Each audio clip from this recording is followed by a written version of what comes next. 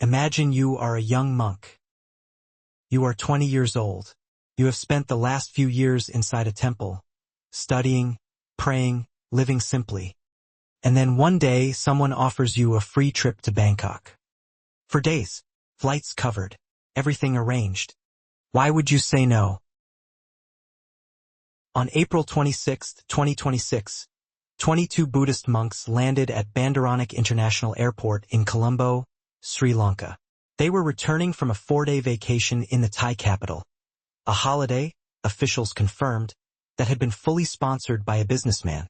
Customs officers pulled their bags aside. Inside each suitcase, hidden behind carefully constructed false walls, was approximately 5 kilograms of Kush, a potent, plant-based strain of cannabis that has been flooding South Asian airports for the past 2 years. 22 bags. 22 false walls. 22 monks who had no visible reason to be carrying anything at all. The total seizure came to 242 pounds of narcotics, the single largest detection of Kush ever recorded at that airport. And somewhere, not at that airport, not in those robes, not in handcuffs, was the man who paid for the trip. This was not a spontaneous crime. False walls built into luggage do not appear overnight. Someone measured those suitcases. Someone sourced the material. Someone coordinated 22 identical concealments across 22 separate bags belonging to 22 different people. That level of preparation takes planning, money, and an organization that knew exactly what it was doing. The monks were the last piece of the operation, not the first. Drug networks are not sentimental. They are logical. And the logic here is coldly simple. A monk traveling through an international airport carries the lowest possible suspicion profile of any human being on Earth. The robe signals devotion, poverty, and institutional accountability. Customs officers are trained to read behavioral signals, nervousness, evasiveness, inconsistency. A young monk returning from a religious trip generates almost none of those signals. The suitcase is just luggage.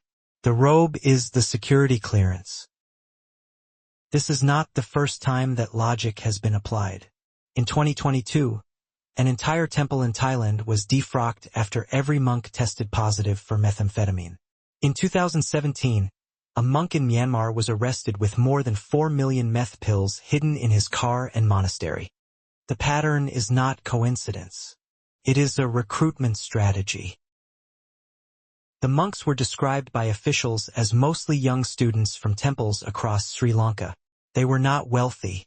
They were not seasoned travelers. They were novices on a trip they could not have funded themselves. The businessman who sponsored that trip has not been publicly named. But consider what that sponsorship actually means in operational terms. It means someone selected these specific young men. Someone arranged their travel documents, their flights, their accommodation in Bangkok. Someone ensured that the suitcases, with their false walls already built, were in the right place at the right time. And someone calculated that 22 young monks traveling together as a group would clear customs faster than almost any other configuration of travelers imaginable. This is the question that the investigation will have to answer, and it is the most uncomfortable one. Were these young men willing participants who understood exactly what was inside their bags? Were they told a partial truth that they were carrying something but not what or not how much? Or were some of them genuinely deceived, handed luggage they believed was empty, chosen precisely because their innocence would read as authentic? The customs spokesman confirmed the monks were handed to police and were to appear before a magistrate.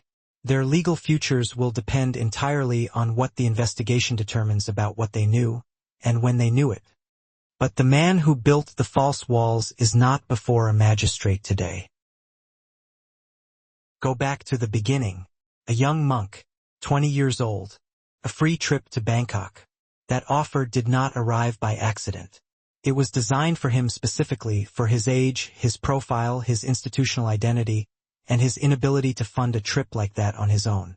The generosity was a calculation. The holiday was a mechanism. And the 4 days in Thailand were simply the time needed to place the luggage in his hands before the flight home. The most disturbing part of this story is not the drugs, and it is not even the monks. It is how precisely someone understood the way the rest of us see those monks, and decided to use that completely. The robe did not make them criminals, but someone knew exactly how far the robe would take them, and that is the crime that still hasn't been charged. If this kind of story makes you think differently about the headlines you scroll past, consider subscribing. There is always more beneath the surface.